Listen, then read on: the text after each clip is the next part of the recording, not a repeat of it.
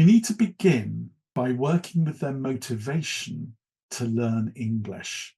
Because if they're not motivated, they're not going to do what they need to do in class, and they're certainly not going to do anything outside of class.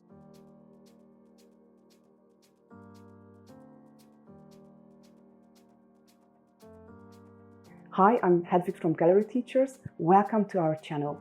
If you are an English teacher or considering becoming one, make sure that you subscribe to our channel and hit the notification bell for our weekly TEFL teaching tips. Let's be honest.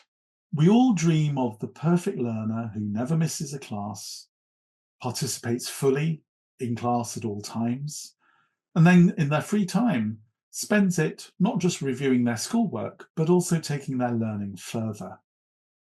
They do exist, but they're rare. How many of them have you had in your teaching career? But, and it's a big but, there is a way that we can make our learners more independent. And that's what we're looking at today. So, in answer to the question, how can I make my learners more independent? The answer is simple, and it is this. We need to begin by working with their motivation to learn English. Because if they're not motivated, they're not going to do what they need to do in class, and they're certainly not going to do anything outside of class. So working with learner motivation is our starting point for learner autonomy. Once we've got them engaged, then we need to guide them using overt learner teaching in the classroom to develop the skill of learner independence. As I said just now, it doesn't come naturally. We need to develop it. But the good news, it's not as hard as it sounds. If we show our learners how to make effective flashcards for learning vocabulary, for example, then you are already involved in learner training. And it's just one more small step from showing students how to make flashcards to encouraging them to becoming independent vocabulary learners. But what about AI?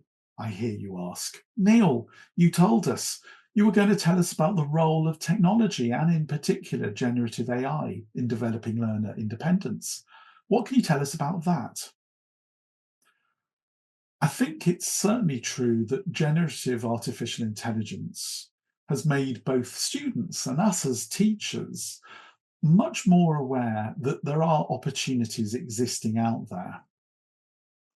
However, it is not as simple as putting a student in front of a computer, switching on ChatGPT, Gemini, or Claude, and then somehow expecting the magic to happen.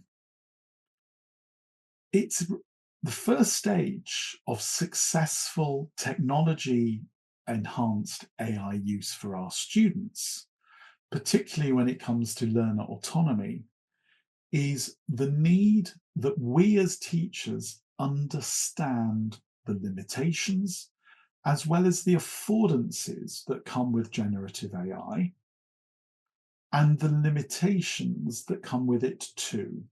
So, for example, what's the best way to write a prompt? How can we guard against over-dependence on AI? How can we encourage our learners to be more critical when they read the answers on screen or they hear them? In other words, how to identify hallucinations. Once we've cracked that, then we're in a really strong position by training our learners in AI skills to give them the skills that they require to harness generative AI for meaningful, independent learning. So, paradoxically, you want to develop independent learners, you have to teach them how to be independent learners. So, my idea, if you want someone to be independent, you need to teach them how. Might be quite radical. You may never have thought about it in those ways.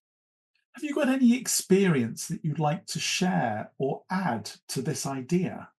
Do you agree, or maybe do you completely disagree with everything I've just said? What do you do in your classroom? Please let us know in the comments below.